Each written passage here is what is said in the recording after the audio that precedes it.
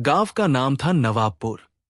ये गांव 3 पहाड़ियों के बीच में बसा हुआ था, जहां सुबह के वक्त पहाड़ियों की चोटियों पर सूरज की पहली किरण ऐसे लगती थी जैसे किसी ने आसमान के ऊपर से सुनहरी रंग छिड़क दिया हो।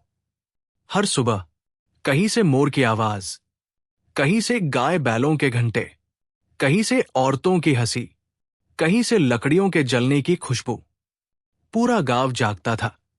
आज मगर गांव की सुबह सामान्य नहीं थी। गांव में चर्चाएं थी। आज सरदार करमदीन के घर नई बहू आ रही है। वो कस्बे वाली लड़की ना, बड़ी नाजुक लगती है। देखिए कौन सा रंग लेकर आएगी। गांव वाली औरतें कुएं पर इकट्ठी थी। सबकी नजरें चमक रही थी। बच्चों ने नए कपड़ों की धूल झाड़ी। पुरुष चौपाल में बैठकर हुक्का का कश लिया और बहस छेड़ दी। पहली रसोई तो जरूर आऊंगा। इस टाइम बहू खाना इतना अच्छा नहीं पकाती। देखिए ठीक से बनाएगी या फीका। पूरा गांव का फोकस आज नई बहू थी। कस्बे की तरफ से आती सड़क पर आज कुछ अलग था। धूप में चमकता हुआ काफिला, आगे आगे घोड़े, पीछे फूलों से सजी डोली। डोली में बैठी थी समन, एक नाजुक, प्यारी, गुलाबी रंगत वाली, थोड़ा नर्वस, थोड़ा खुश, थोड़ा सहमी हुई लड़की। समन ने जिंदगी में कभी इतना बड़ा गांव नहीं देखा था। नहीं इतने लोग, नहीं इतनी पुरानी रीतियां। उसके दिल की धड़कनें तेज थी। या अल्लाह, मैं यहां कैसे रहूंगी? ये लोग कैसे होंगे? मेरी आदतों से अलग तो नहीं? उसने घूंघट के अंदर से झांक कर देखा। गांव के बच्चे ढोल की थाप में नाच रहे थे। बुजुर्ग हाथ हिलाकर दुआएं दे रहे थे। समन ने दिल में एक आह भरी। ये लोग तो कितने खुश हैं। बस अल्लाह करे मैं उनकी उम्मीदों पर पूरी उतरूं। सरदार करमदीन का हवेली घर। गांव में सबसे बड़ा घर था सरदार करमदीन का। एक तरफ खजूर के पेड़, एक तरफ बैलों का अस्तबल, बीच में बड़ा सा खुला आंगन और उसके बीच में चूने से बनी सफेद दीवारें। समन जैसे ही घर में उतरी, उसकी सास जबीदा बेगम आगे बढ़ी। जबीदा बेगम नरम मिजाज मगर कठोर नियम वाली औरत थी। और कहा, आजा बेटी, आज तेरी मां की गोदी खाली नहीं, तू आकर भरती है।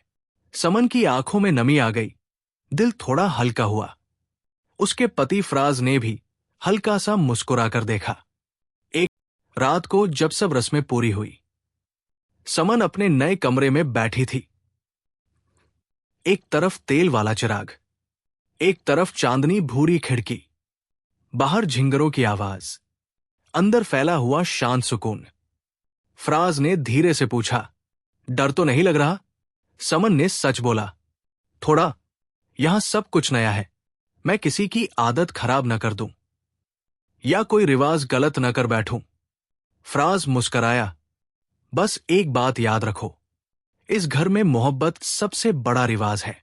सब कुछ धीरे धीरे सीख जाओगी। समन ने धीरे से सिर हिलाया, मगर उसे क्या पता था, कल से शुरू होने वाली थी उसके खाने की जंग।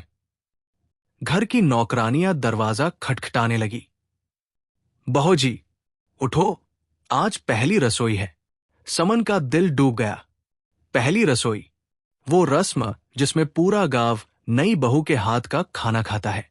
गांव में प्रसिद्ध था, नई बहू अगर पहली रसोई में दिल जीत ले, फिर वो घर पर राज करेगी।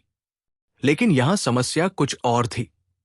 समन का खाना तीखी मसाले प्लस बहुत सारी हरी मिर्च प्लस जलती हुई लाल मिर्च, क्योंकि उसके मायके में यही चलता था।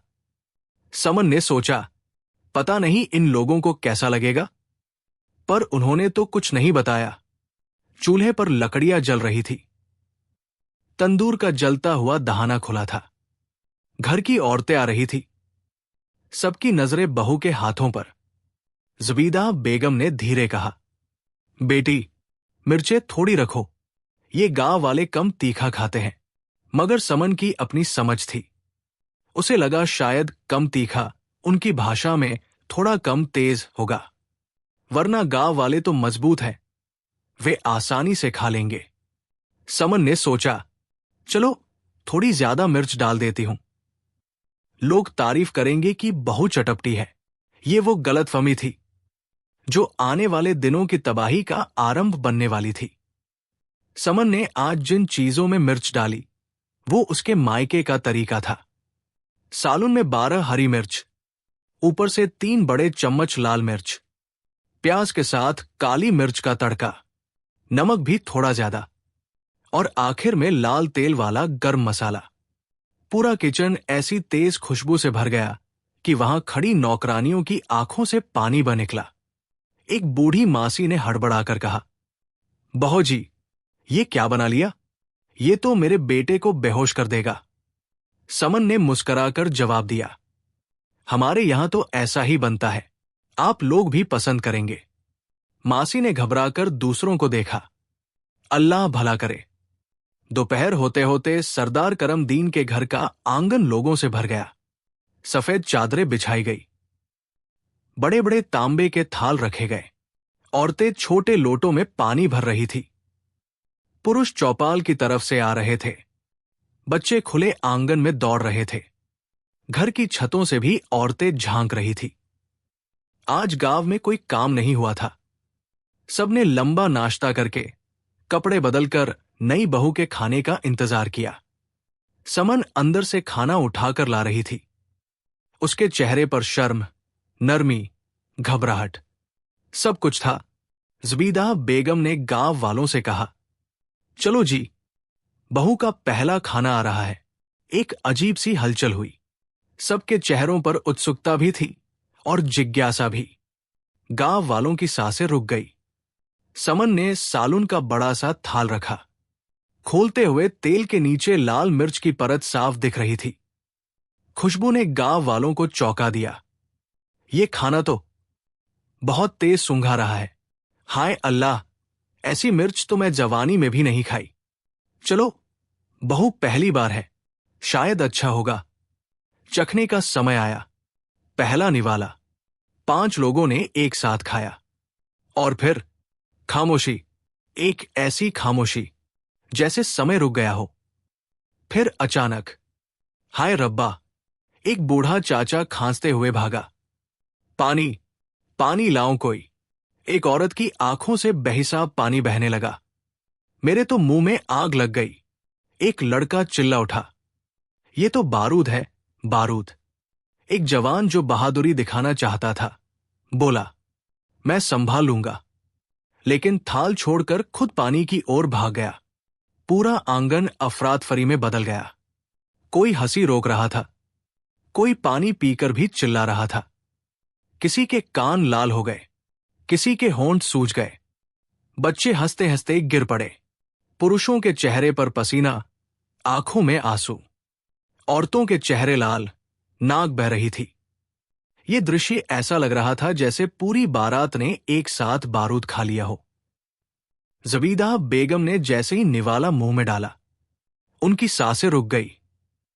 हाय मेरे अल्लाह, ये तो मेरे जिगर को जला देगा। उनका मुंह लाल हो गया, आंखें भर आईं और सिर चक्कराने लगा। उन्होंने तुरंत पानी पिया, मगर पानी ने भी आग को बुझाने के बजाय मसाले को पूरे गले में फैला दिया। उन्होंने हांफते हुए कहा, यह तो ठीक नहीं है, ये तो अजाब है। समन सास की हालत देखकर घबराई। मैंने तो सोचा था सबको चटपटा पसंद होगा। ज़ुबैदा बेगम ने तकलीफ में हाथ हिलाया। बेटी, ये ठीक नहीं, ये जंग है, जंग। गांव की औरतों ने सास को पंखा झलना शुरू किया। पुरुष चारपाई लेकर आए। समन के हाथ कांपने लगे। गांव की रिवाज बहुत सख्त थी। नई बहू के खाने पर कोई बुरा कमेंट नहीं करता, इसलिए सब लोग तकलीफ में भी मुस्कुरा रहे थे। बूढ़ा चाचा हांफते हुए बोला, बहू जी, खाना बहुत यादगार था। एक औरत ने आंखें साफ करते हुए कहा, हाय रब्बा, बहू के हाथ बहुत जानदार है। एक पुरुष मुंह में दही डालकर बोला, हाँ, खाना बहुत अलग था। सब जानते थे कि यादगार और जानदार का मतलब आज कुछ और था। समन शर्मिंदा मगर बेखबर अभी तक नहीं समझ पाई कि उसने कैसी क्यामत बरपा की है।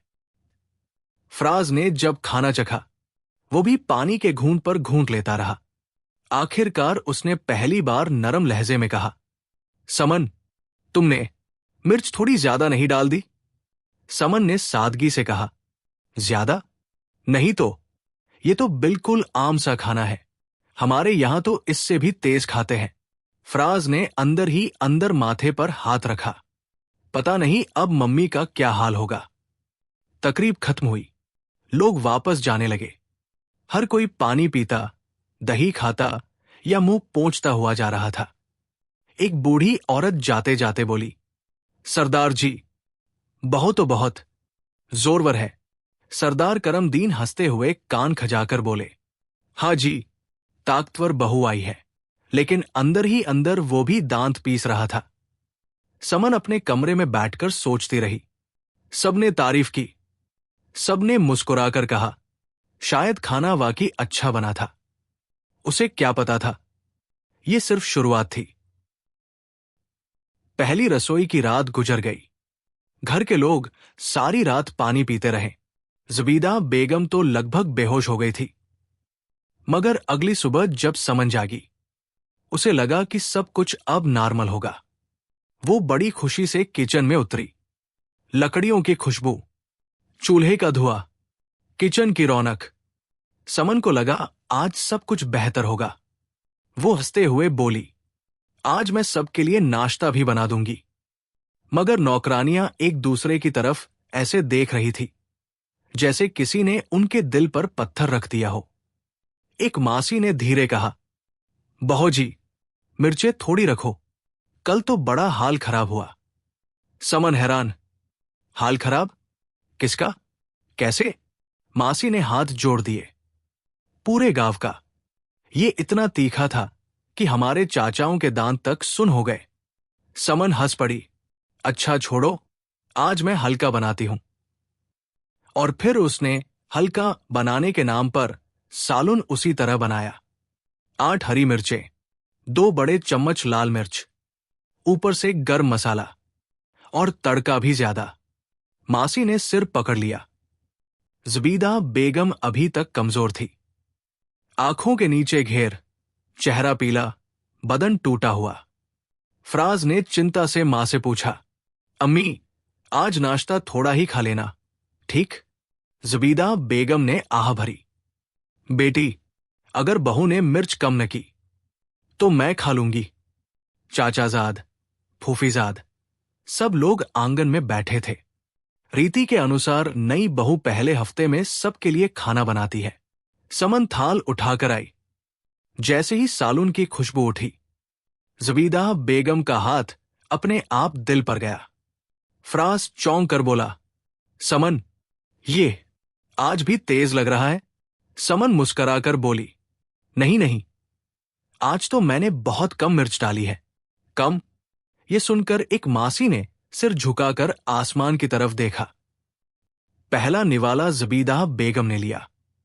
समन उनकी आंखों पर नजरें जमाए बैठी थी।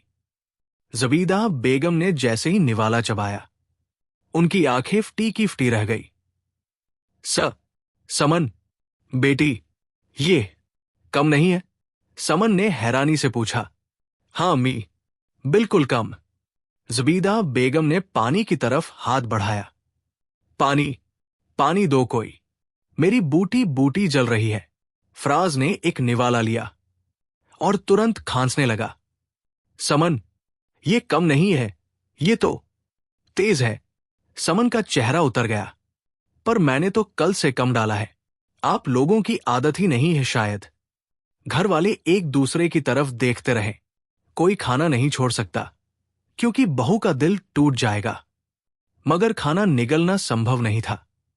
आखिरकार चाचा जी ने नाक साफ करते हुए कहा, समन बेटी, थोड़ी मिर्चें थोड़ी कम रखो। समन हैरान, ये तो बिल्कुल सामान्य है। दिन बीतते गए, घर वालों की हालत बिगड़ती गई। अगले 3 दिनों में सरदार करमदीन बार बार बदज़मी, दिन में 4 बार दही खाना पड़ता। फराज, सीने में जलन, रात को नींद नहीं आती। ज़बीदा बेगम। लगातार पेट दर्द, सिर चक्कराना, खाने से डर। बच्चे सालून देखकर भाग जाते, रोटी को पानी में डुबोकर खाते ताकि मिर्च न लगे। नौकरानियां ड्यूटी से भागने लगी, किचन की तरफ मुंह करने से भी डरती। गांव वाले बातें करने लगे, सरदार के घर आई बहू तो जानदार ही नहीं, जानलेवा खाना बनाती है। मैं पहली रसोई के बाद आज तक ठीक नहीं हुआ। बहू के खाने ने हमारे पेट में आग लगा दी, ये तो पूरे परिवार को बीमार कर देगी। समन इन बातों से बेखबर थी। उसे लगता था सब ऐसे ही कहते हैं, तारीफ के लिए बढ़ा चढ़ाकर बोलते होंगे। अचानक ज़बीदा बेगम के कदम लड़खड़ाए और वो बेहोश होकर गिर गई। पूरा घर चिल्लाया, अल्लाह!